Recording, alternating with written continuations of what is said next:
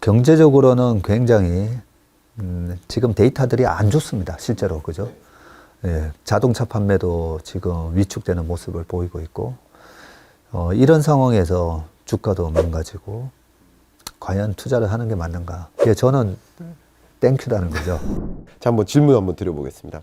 이 투자의 본질을 쭉 보다 보니까 바람 불 때 연날려라.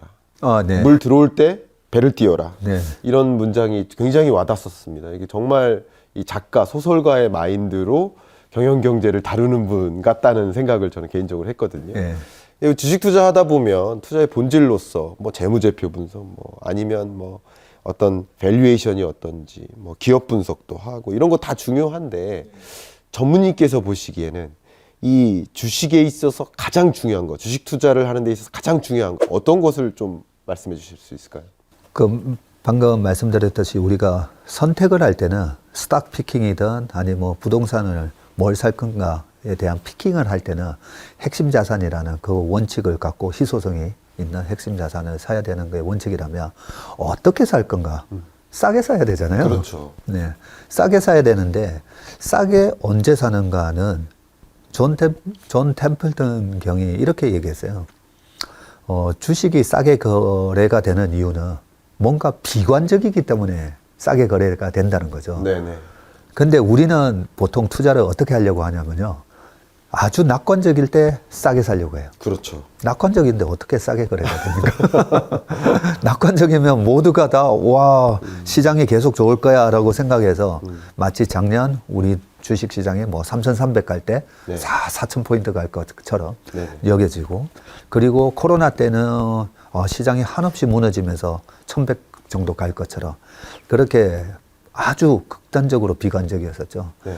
예, 그런 식으로 보면 낙관적일 때 절대 우량 핵심 자산이 싸게 거래가 안 됩니다. 안 된다. 그렇기 때문에 저의 투자 원칙에서 투자의 본질인데요, 이게. 네. 우량 핵심 자산을 무조건 싸게 사야 되는데 대중들이 공포를 느끼는데 그 내가 사고자 하는 그 핵심 자산, 기업의 문제 때문에 싸게 거래되는 게 아니라 네. 최근과 같은 전쟁, 코로나 위기, 외생적인 변수, 9.11 테러와 같은 상황, 그런 공포감에 핵심 자산이 싸게 거래될 때가 너무나 좋은 빅 찬스가 되는 거죠. 네. 예. 그래서 우리가 보통은 보면 제가 주식이 싸게 거래될 때는 절대 미디어를 보지 마라, 뉴스를 보지 말라고 하거든요. 근데 저 같은 경우에도 최근에 우크라이나 전쟁 상황을 계속 모니터링 합니다. 왜냐하면 이 투자 심리를 억누르고 있는 이 전쟁의 최악의 상황을 지금 벗어나고 있는지, 네. 예, 코로나 때도 마찬가지였죠. 최악의 상황을 벗어나고 있는지 그 변곡점을 이제 찾기 위해서 계속 전쟁을 체크를 하는데 볼 때마다 무서워요. 푸틴 핵전쟁 얘기 네. 핵부대 이제 준비해라 이런 얘기하면 와, 지금 이런 상황에서 이 우량 자산의 바닥을 잡으려고 하는 게 맞나? 네. 너무 무섭죠. 예, 그렇기 때문에 우리가 이런 공포스러운 국면에서는 그 공포의 원인이 되는 사건 분석을 대부분 많이 하시거든요. 네. 많이 할 수밖에 없는 게 언론에서 공중파에서도 그렇고 왜냐하면 사람들이 그 뉴스를 계속 찾아보고 자극적인 뉴스를 내보내야 시청률은 또 더 그렇죠. 높아지고 네. 그렇기 때문에 이 변곡점을 지나고 있을 때는 절대 미디어를 보지 마라 그런 얘기를 제가 하거든요. 그 대신 뭘 보느냐면요. 책에 보면 네. RSI라는 지표를 네. 상대 강도 지수라는 지수랑 그다음에 빅스 네. 그 발러틸리티 인덱스라고 하는 우리 소위 말하는 공포 지수죠. 네. 그 두 가지 지표를 보면서 지금 그 지표가 가리키고 있는 이 공포의 수준이 네. 과거 어느 때랑 비슷한가를 체크를 합니다. 아. 그걸 체크를 해보면 코로나 때는 2008년 리만 사태가 터졌을 때 리만 브라더스가 망했던 2008년 9월 달하고 거의 똑같은 그런 패닉 셀링 지표가 나왔던 거죠. 그렇죠. 투매 지표가. 네. 나왔고. 그러면 이번에 우크라이나 전쟁이 터지면서는 이 공포감이 어느 정도랑 비슷했냐면요. 2011년 8월 달에 미국 신용 등급이 강등이 되면서 네. 그때도 다우지수 나스닥이 거의 뭐 한 달 동안 폭락을 했었죠. 그때랑 거의 비슷한 수치가 나오더라고요. 네. 자, 그렇다면 당시에도 이게 뭐 60몇 년 만에 미국 신용 등급이 강등되는 초유의 사태가 그것 가지고 막 사람들이 분석을 하고 네. 그걸로 언론은 계속 얘기를 하거든요. 그렇죠. 그런데 그걸 분석을 할 필요가 없다는 거죠. 이 정도 공포감에서는 주가가 바닥을 치는가만 확인을 해보면 되는데 이번에도 2011년 8월 그리고 2018년 10월 달에 보면 인플레이션 국채금리가 3.2%를 돌파하고 인플레이션 때문에 또 미국 시장이 한번 박살이 나잖아요. 예. 그때랑도 또 똑같은 수준의 공포지수가 나오더라고요. 네. 아, 그렇다면 여기서는 매수 대응이 맞지 않는가라고 이제 판단을 하면서 이 핵심 자산을 사는 거죠. 그래서 요약을 해드리면 제가 공포의 크기만큼 앞으로 수익의 크기가 결정된다라고 말씀드리는 게 그렇게 공포의 크기만큼 우량 자산이 그만큼 디스카운트 돼서 거래되기 때문이거든요. 그리고 이런 생각을 할 수가 있어요. 그 디스카운트 된 게 언제 회복하지? 네. 예. 아무리 그 공포가 심해도요. 대부분의 그 디스카운트는 빠르면 3개월 만에 회복이 되고요. 네. 아무리 길게 가도 2년 이상은 가지 않습니다. 네. 거품도 마찬가지고요. 네. 그러면 최저 3개월에서 2년 사이에는 네. 그러면 투자 들어갈 때 아무리 길어도 2년 안에는 이 디스카운트가 회복을 되면서 나한테 이 정도의 수익을 줄 거야. 그러면 우리가 이제 10,000원짜리가 최근에 뭐 미국의 핵심 우량 기업들이 마이너스 30% 많이 나왔잖아요. 네네. 뭐 엔비디아 같은 기업도 마찬가지였고. 그러면 10만 원이 7만 원에 거래됐는데 회복된다. 그럼 10만 원이 7만 원에서 다시 7만 원이 10만 원이 되면 거의 42% 수익이거든요. 그렇죠. 42% 어마어마한 수익 아닙니까? 그죠? 근데 이 42% 수익이 회복되는 때는 2년만 기다리면 된다. 라는 마음으로 이제 투자를 들어가는데 여기서 또 좀 중요한 게 우리가 좀 행복한 투자를 해야 된다고 말씀드렸잖아요. 네. 대부분의 분들은 2주 안에 올라가야 돼요. 내가 사고 2주 안에 안 올라가면 엄청 답답해 하시잖아요. 근데 투자 들어갈 때부터 나는 2년 기다릴 수 있어. 이런 마음으로 들어가면 되거든요. 네. 근데 그런 마음으로 들어가다 보면 거의 한 3개월, 6개월 만에 올라옵니다. 그런데 수익이 얼마지? 42% 정도 벌 수 있네. 이런 식으로 우리가 그 공포에 의해 발생하는 자산 가격의 변동성을 잘 이용을 해야 된다는 거죠. 네. 전무님 말씀 들어보니까 기본적으로 투자의 본질로서 장기 투자가 기본으로 깔려 있는 것 같다라는 그런 생각을 또 했고요. 그 시장을 파악하는 데 있어서 지금 말씀하신 것이 공포감, 이 불확실성 정도를 파악해 가면서 약세장인지 강세장인지 이걸 좀 구분해 가면서 또 이게 약세장이라면 또 3개월 혹은 길게는 2년 정도 후에 다시 제자리로 돌아오는 그런 것을 좀 장기 투자로서 생각하면 좋겠다라는 그런 의견이신 것 같아요. 거기서 조금만 수정을 해드리면 네네. 투자를 들어갈 때 마음은 장기 투자의 마음으로 들어가야 되고요. 그렇죠. 그게 이제 워런 버핏도 내가 살 주식을 10년 보유한다는 마음으로 하라. 네네. 라고 해놓고 워런 버핏도 6개월 만에 막 포트폴리오 교체하시잖아요. 그렇죠. 최근에 보면 네. 코로나 상황에 따라서 뭐야 코로나? 그러면 금광도 사셨다가 네. 뭐 화이자도 사셨다가 뭐 그런 식으로 빠르게 포트폴리오 교체했다가 아니네? 네. 코로나로 인해서 그렇게 크게 경제적 위기가 오지 않네 하니까 또 막 포트폴리오 변화시키고 그런 것처럼 경제 상황에 따라서 빠르게 대처를 해야 되긴 하는데 네. 들어갈 때 마음은 장기적인 마음으로 오케이. 들어가야 되고요. 단지 장기적인 마음으로 들어갔는데 그 비관론에 의해서 디스카운트된 자산의 가격이 제자리를 찾잖아요. 그렇죠. 그러면 저는 거기서 약간의 거품이 발생하면 팝니다. 팔아야 돼요. 그래서 저는 뭐 10년 투자에 대해서는 그건 아닙니다. 라는 얘기를 자주 하고요. 2년 주기로 저는 보통 이렇게 투자를 들어가는데 들어갔다가 내가 투자한 자산의 가격이 이거는 거품의 영역인데 네. 하면 팝니다. 네. 그러면 아니 거품인지 아닌지 어떻게 알아? 그렇죠? 네. 거품인지 아닌지 어떻게 알아?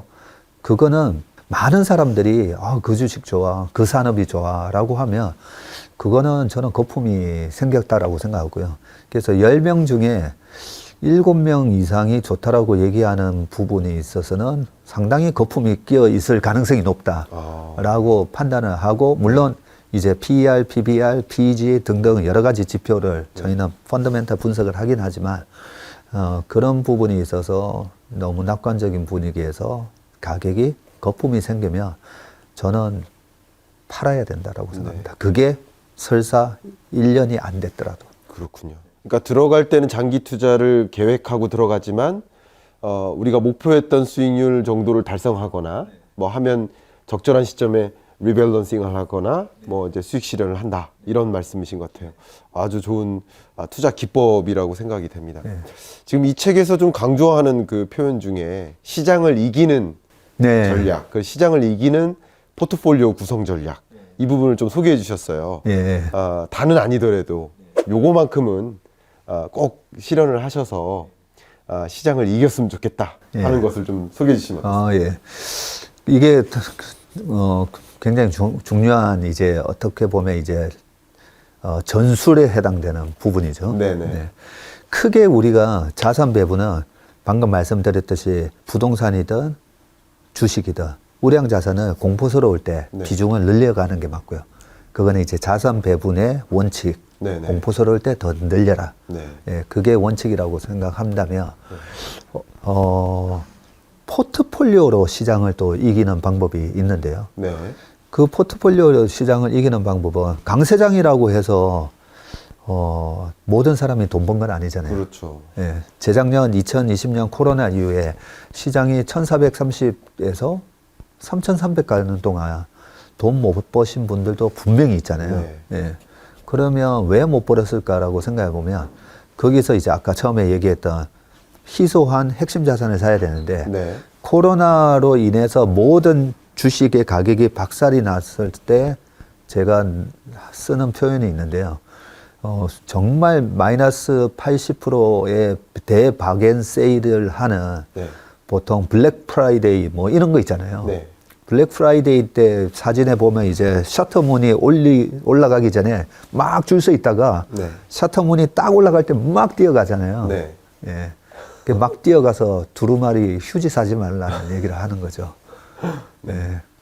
그 백화점에서 딱 하나, 두 개 파는 그런 고급 제품을 사야 된다는 거죠. 어차피 다 대박앤세일을 한다면. 예. 그런 측면에서 최근에 우크라이나 전쟁 이후에 어떤 주식이 올라갈까 똑같아요, 사실은. 코로나 때도 그랬고 지금도 그랬고 지금 이게 장기적으로 경기 침체로 이어지는 그런 이벤트가 아니라면 네.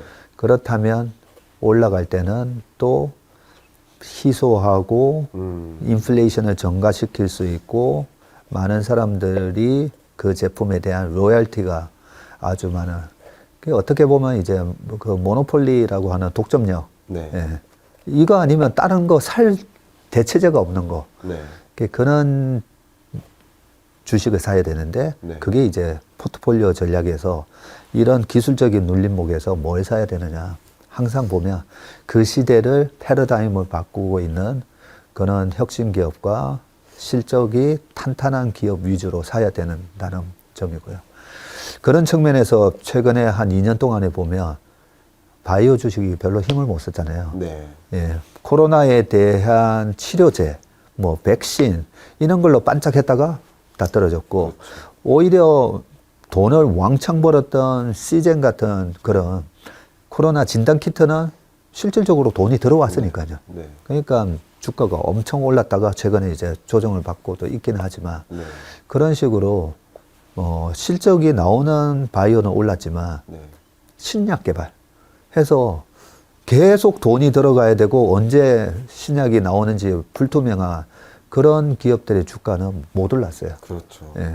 그렇기 때문에 우리가 포트폴리오로 시장을 이길 때는 그렇게 실적이 탄탄하게 수반되는 그런 성장주를 사는 게 맞고요. 네. 두 번째는 이 시장의 주식 중에 보면 사이클 주식이 있잖아요. 사이클 기업 같은 경우에는 이익이 오히려 안 날 때 들어가서 이익이 많이 나올 때, 즉 저 고퍼에 사서 이제 저퍼에 파는 전략을 해야 되는데 여기서도 또 중요한 점이 책에 안 적혀 있는 부분이 있는데 네.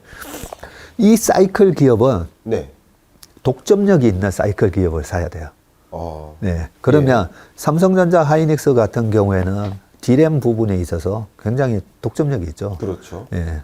우리가 이게 독점 기업, 그걸 뭐 모노폴리라고 하고 두 회사가 이제 독점하고 있으면 듀오폴리라고도 하고 그러면 삼성전자, 하이닉스, 마이크론 네. 해가지고 뭐 거의 90% 이상 시장을 장악하고 있는 딱 카르텔을 만들고 있는 거죠. 네.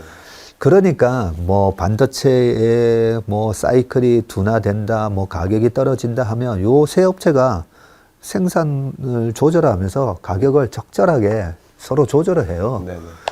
네, 그리고 중국이 엄청 하고 싶어 하잖아요. 네. 네. 그 중국이 하고 싶어서 막 하려고 했더니 못하게 트럼프가 딱 막아준 거죠. 땡큐 트럼프 해야 되는데. 그래서 사이클 기업을 사더라도 우리가 독점력 있는 사이클 기업을 사야 된다는 거고요. 그런 측면에서 그동안에 이제 조선도 조선 경기 사이클이 있잖아요. 네. 근데 엄청난 중국 조선 업체가 탄생을 했던 거죠. 네. 다행스러운 거는 최근에 중국 조선 업체의 절반이 또 다 망했어요. 구조 조정이 많이 이루어져서 앞으로는 좀 희망적이긴 한데 어쨌든 독점력이 있는가? 아니면 중국 업체의 다른 해외 기업들이 마구마구 이 시장에 뛰어들면서 네. 이게 레드오션화 되는가? 그러면 레드오션화 되는 사이클 기업을 잘못 사면요. 이렇게 사이클이 우상향하면서 하이닉스, 삼성전자만 하더라도 우상향하면서 올라가잖아요. 네. 이래 레드오션화 되는 사이클 기업은 우하향하면서 이렇게 떨어져요. 그렇겠죠. 네. 그러니까 이 우하향하는 이 변곡점에 사서 여기서 팔고 여기서 다시 사서 하는 게 네. 신의 영역이에요. 그렇죠. 그렇죠. 네. 그렇기 때문에 우리가 사이클 기업을 사더라도 레드 오션화 되는 기업군은 산업군은 없애버려야 돼요. 없애고. 예. 그 부분을 없애고 그렇다면 내가 투자하는 주식의 포트폴리오 전략은 우상향하는 성장주 그리고 왔다 갔다 하는 독점력이 있는 사이클 기업의 이익의 바닥에서 사서 고점에 파는 네. 이 전략 두 가지만 네. 나는 평생 할 거야라고 생각하시면 될 것 같습니다. 좋습니다. 여러분들이 이 투자의 본질을 또 한번 읽어보시면서 지금 말씀하신 이 두 가지 포인트, 또 이 두 가지 포인트가 다 희소성이라는 단어랑 또 결부되는 것 같아요. 그런 것을 한번 입각해서 한번 보시면 좋겠고요. 아니 우리 교수님하고 얘기를 하다 보니까 경제를 아시는 분하고 얘기하니까 네. 책에 대한 여러 그동안에 방송을 했지만 네. 오늘 내용이 제일 좋은 것 같아요. 이거 짤로 좀 내보내 주세요. 너무 좋은 말씀 감사합니다. 저희 책인싸의 공통 질문 중에 하나가 네. 이번 코너가 날카로운 질문 시간입니다. 네. 그 날카로운 질문에 얼마나 잘 소화를 하시는지, 당황해 하시는지 한번 여쭤보도록 하겠습니다. 이 좋은 투자 전략에 대해서 지금 계속 말씀해 주셨어요. 이렇게 네. 하면 시장을 이긴다. 네.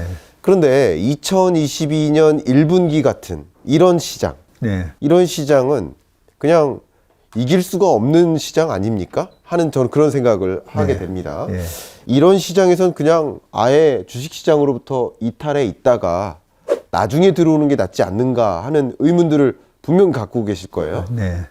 당황되십니까? 정말 전곡을 찌르는 네. 질문이시죠. 네. 저는 개인적으로 이 거실을 보니까 주식에 투자를 해야 되는 시점과 안 해야 되는 시점을 구분하는 걸 좋아합니다.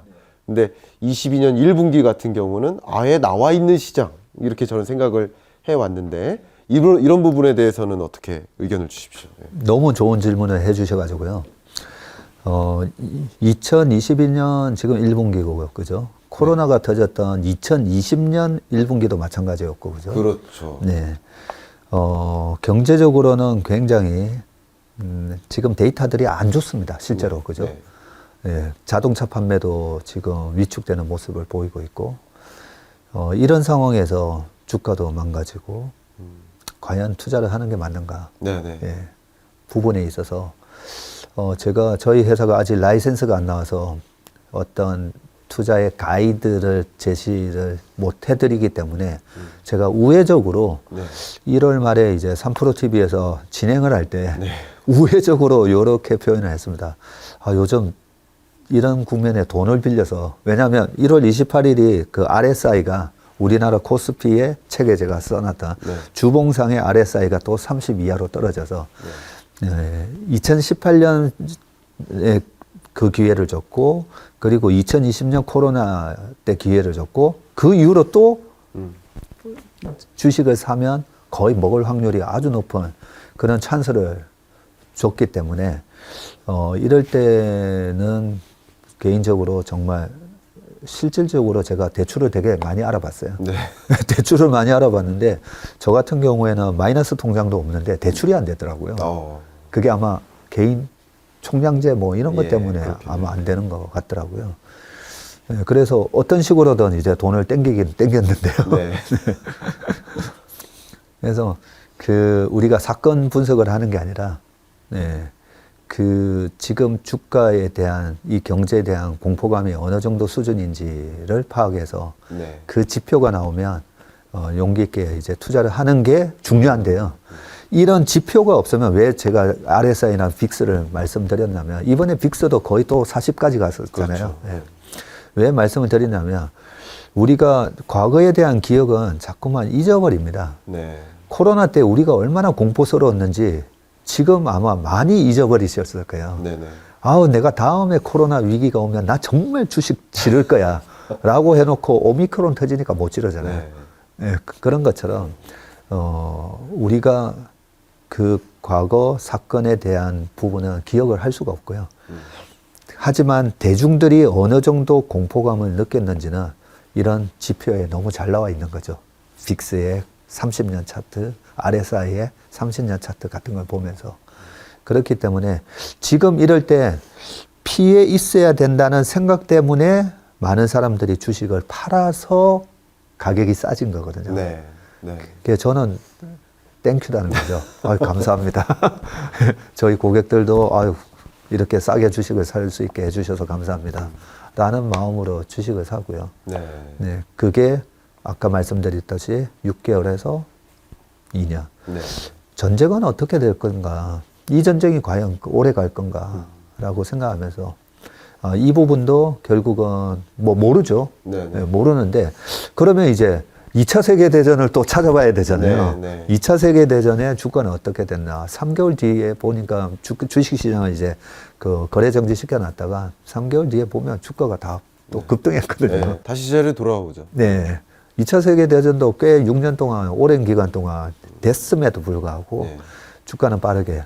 그러면 앙드레 코스톨라니가 왜 포성이 올리면 주식을 사고 하프가 올리면 주식을 팔으려고 그랬지? 아까 그것도 제가 얘기한 거랑 비슷한 거죠.